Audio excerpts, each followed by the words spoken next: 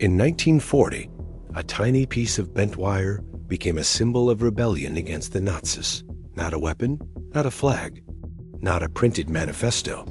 A paperclip, pinned to coats, hidden in plain sight. It was so ordinary that no one suspected it.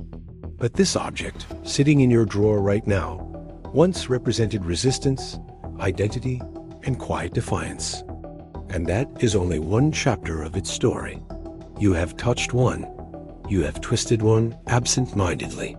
You have used it to hold together tax returns, homework, legal contracts, love letters. The paperclip, 3 loops of wire, no ink, no electricity, no moving parts. And yet, without it, modern bureaucracy would collapse into chaos. Offices would drown in loose sheets. Governments would suffocate in paper. It is not glamorous. It is not expensive. But it is one of the most efficient pieces of design ever created. And like most quiet designs, its story is tangled, contested, and far more dramatic than it looks. Before the paperclip, paper had a problem. The 19th century exploded with paperwork. Industrialization meant contracts. Typewriters meant copies. Carbon paper meant duplicates. And suddenly, loose sheets multiplied faster than anyone could manage.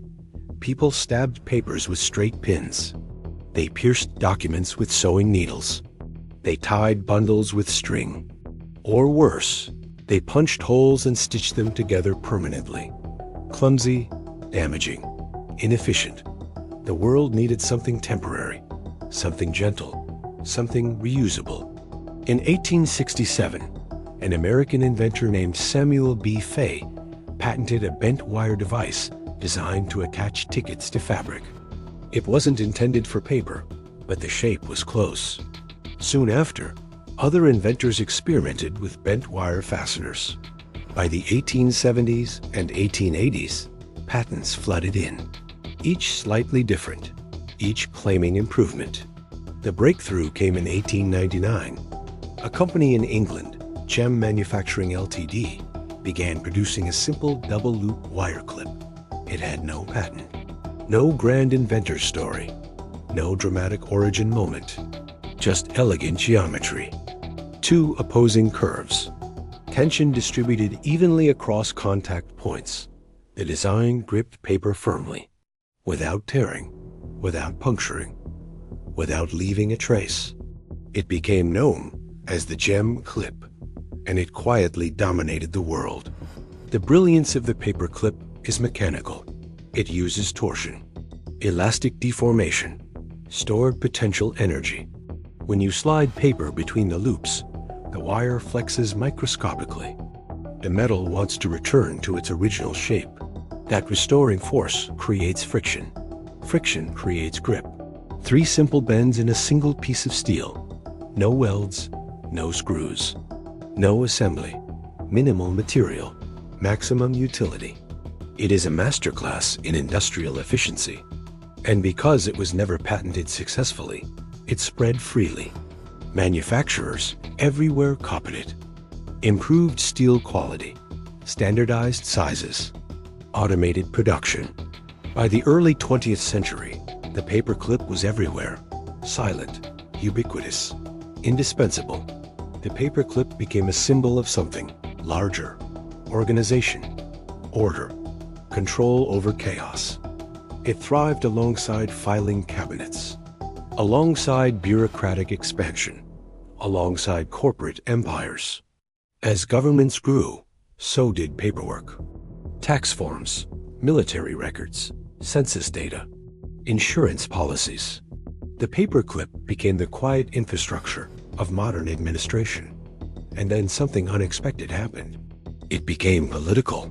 During World War II, Norway was occupied by Nazi Germany. The occupiers banned national symbols. Flags were confiscated.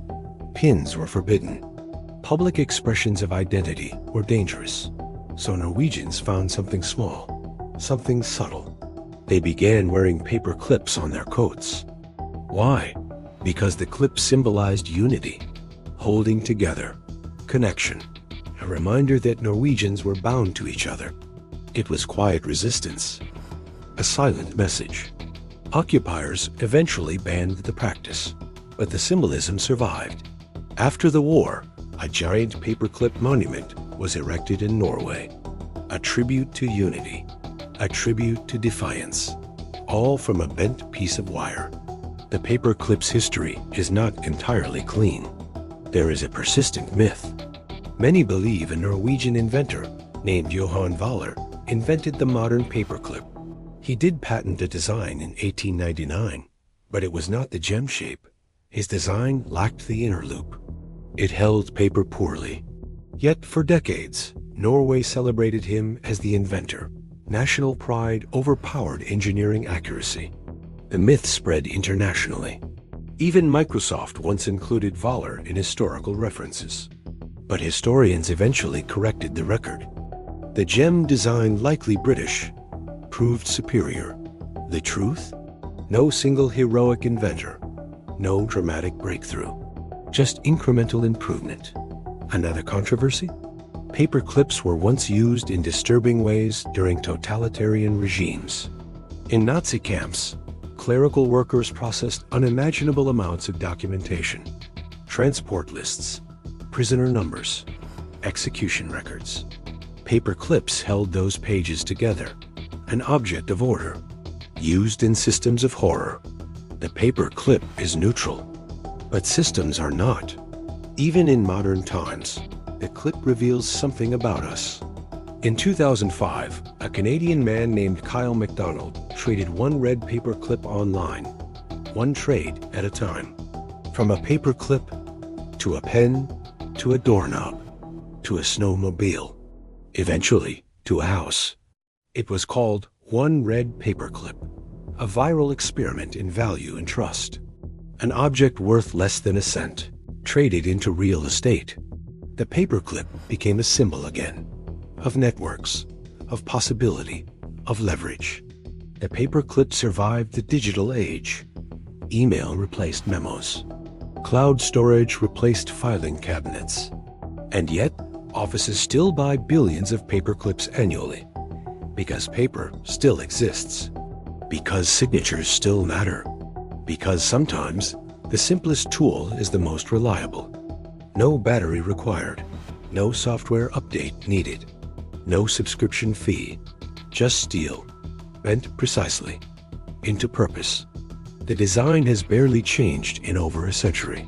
Few objects achieve that kind of permanence.